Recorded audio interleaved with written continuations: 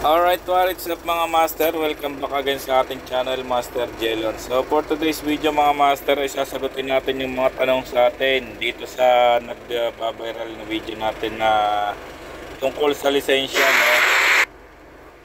Marami nagtatanong dito na paulit-ulit lang yung tanong at nasagot ko na rin naman sa video. Siguro hindi nila talaga gustong manood at ayun, gusto tanong agad yung ibubungad sa video. So eto, magbasa tayo ng ilang mga tanong na sasagutin natin sa video na to. Ito yung tungkol sa pagkuha ng pro license, non-pro to pro license. So kumuha tayo ng pro license or nag-avail tayo dahil naka-non-pro pa nga tayo. So iba pa po yung process ng kukuha ng student permit, tapos student permit to non-pro license, then yung additional restriction code at yung mga tawag dito renewal. Iba-iba pa pong process yan, pero yung process po na inabil natin dito is non-pro to professional kahit hindi pa expired yung ating lisensya. So 1,125 pesos lang po yung nagastos natin pagpapa-convert ng non-pro to professional license. So take note mga master, yun lang yung inabil natin dito sa video na to. At ayan, magbasa tayo ng ilang katanungan. So ito ang unang tanong kay Sun. Boss, ilang month ba or year bago mag pro license? Kasi ako naka non pro license pa lang. Kasi ako bala ko kasi mag pro, kaso hindi ko alam kung pwede na ba. So pwede na po kayo pag ang non pro license ninyo ay naka-6 na buwan na. So ang kailangan po dito ay yon, mamaya may magtatanong din dito. So 6 na buwan po ang kailangang validity or kailangang naka-6 na buwan na yung non-pro license mo. Kasunod na tanong mula kay Hanas Hardjo. Pag nagbagsak po sir, pwede kaya mag-retake kinabukasan? Natanong ko din ito sa nagpa-exam sa atin doon sa mismong LTO, no? So ano siya? Pwede ka mag-exam uli kinabukasan within 24 hours. Pwede ka mag-retake kapag ikaw ay bumagsak sa exam nila, non-pro to professional. Kasunod na tanong, boss, pwede na ba mag-renew kahit October pa due date ng lisensya? Ang pagkakaalam ko dito mga sir ay pwede kang mag-renew kahit matagal pa yung expiration kapag ikaw ay halimbawa ay OFW or seaman na kumbaga aabutin na ng pagsakay mo or pag-alis mo yung expiration, basta may visa ka na or may ticket ka na, may flight ticket ka na, then yung normal renewal is alam ko is 1 to 2 months pwede ka nang mag-renew.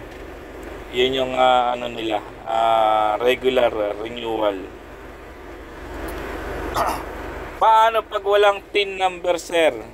So ang mahalaga lang naman dito mga master bago kayo mag-renew, i-update nyo muna sa portal yung profile nyo, i-indicate nyo yung TIN number nyo dito. Then kung halimbawa wala kayong TIN ID, kasi yun yung isa sa nabanggit kong requirements, ulitin ko lang, TIN ID at medical lang po yung kailangan, tapos yung inyong non-pro license ay kukunin po nila. So kung wala kang TIN ID, ITR, kumuha ka ng ITR sa kumpanya nyo kung ikaw ay nagtatrabaho.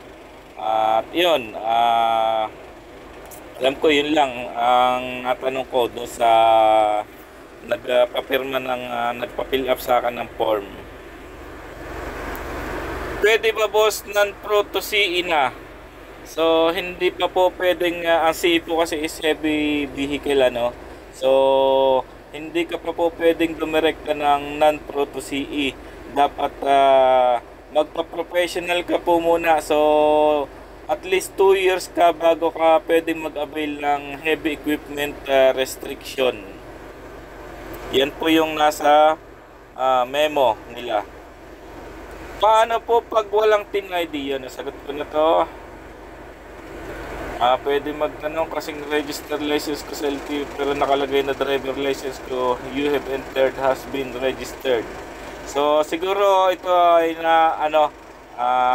nakalimutan mong naka-registered na or hindi ka pa nagre-registered pero ang ginagamit mong is email is naka-registered na. I-forgot password mo lang po yung account mo sa sa LTO portal, then may magpo-prompt sa email nyo ng link para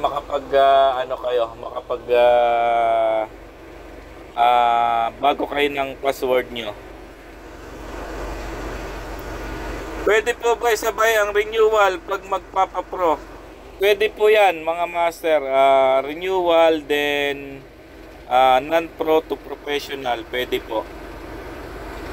Wala na bang actual drive pag nagpapa-pro ng license? So PDC po kung ikaw ay magpapa-additional restriction, kung halimbawa ang kasalukuyang restriction ng iyong lisensya ay pang motor lang or wala pa doon sa restriction sa lisensya mo at mag-a-add ka, ay kailangan mo pong mag-actual drive test or kumuha ng PDC So PDC ay sa school, kailangan mo ng certificate sa driving school. Then pagdating sa LTO, i-actual ka po nila. 5 years lang non-pro ko, after 1 year magpapa-pro na ako. Kapag pro na, magiging 10 years na ba yon? So, ang pagkakaalam ko pag ang 5 years pag nagpa-renew ka at wala kang violation or walang merit na nangyari sa iyong portal or nag-reflect sa portal mo yung mga violation, kung meron ka, ay pwede ka maging 10 years mga master. Kailangan pa po ba mag-practical driving test pag magpaparenew ka na lang? Hindi na po pag renewal mga master.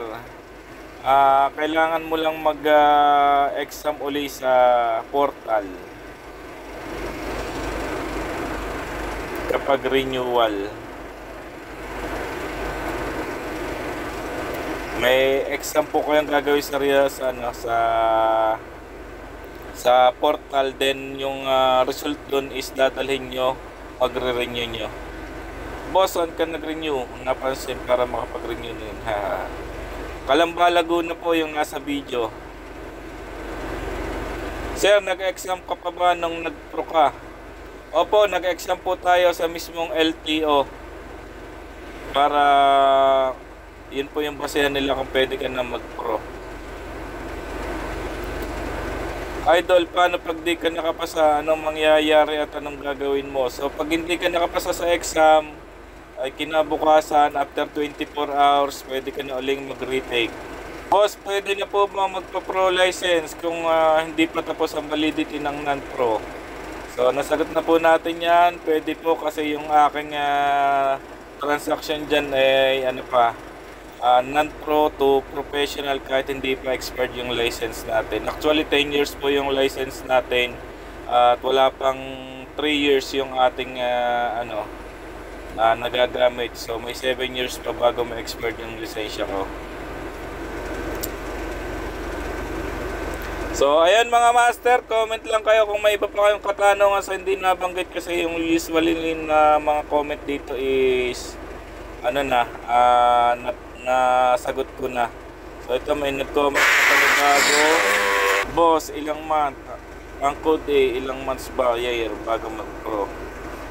Ang code, regardless po kung ang code ninyo, kung kayo ay non-pro at gusto niyo magpa-pro, kung anong code lang po ninyo ang naka-indicate sa license nyo, yun lang po yung magiging professional. Tapos kung halimbawa ay add kayo ng restriction, halimbawa kung A lang tapos gusto nyo magka-B pero naka-professional na yung A nyo, ay hindi po hindi pa po pro yung inyong additional restriction. Bale, mag-a-apply pa po ulit kayo ng panibagong pro sa inyong additional na restriction. So ayun, comment lang kayo mga master.